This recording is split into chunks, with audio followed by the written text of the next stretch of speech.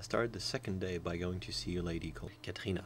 She lived in Woodford on the Central Line, quite far west of London, not at all in Camden Town. She agreed to be filmed, to be recorded on camera, but only on the condition of making the interview in her kitchen, which had a big window opening to the garden, where she felt secure and confident enough to start talking about what happened to her. We're in the pub, and this guy in the pub was telling us about it.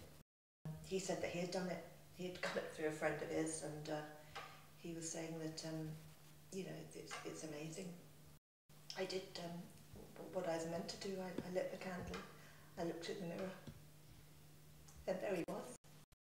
That's that smirk, dreadful smirk.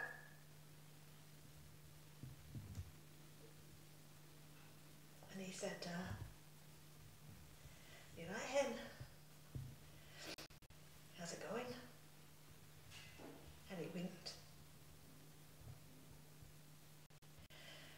And he said, "You know, Hen, this is going to be our little secret. You know what I mean? If you tell anyone, oh, you know what I'll do?"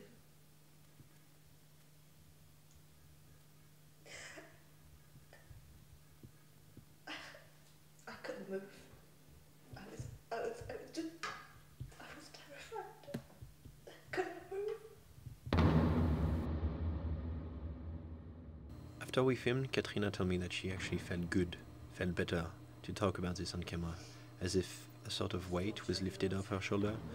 It's an experience that she had shared before with friends of hers, people close to her, but nothing like this, and she said it helped her.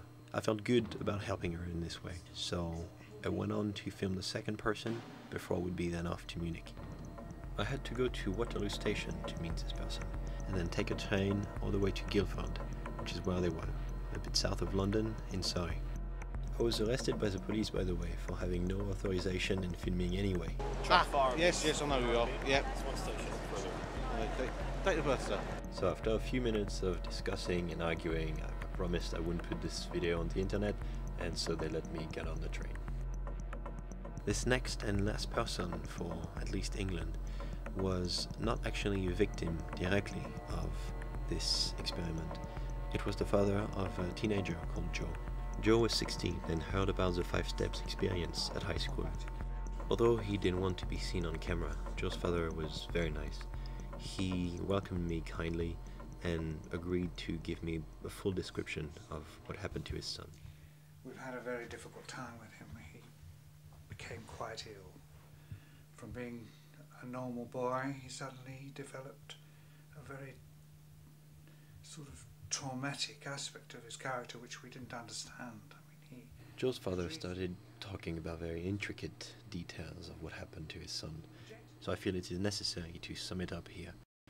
After Joe made the experiment, which he heard about from friends at school, he became antisocial, what could be mistaken for a normal teenage crisis, but it was pushed further. He was brought to see a psychologist and a psychiatrist. Both of them, in their own way, ended up with the same result. Joe thought he had seen the truth in the mirror. The truth about the world, the truth about his life. He wanted to be in control of his life, so he decided to leave his family.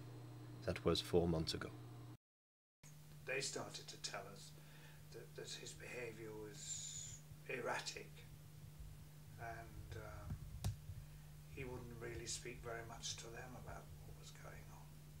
I was surprised more than anything, and so was his mother really. But she's decided to switch off. You know,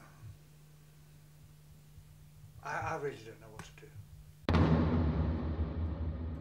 After this final meeting with Joe's dad, I was finished with England, at least for the moment, of course.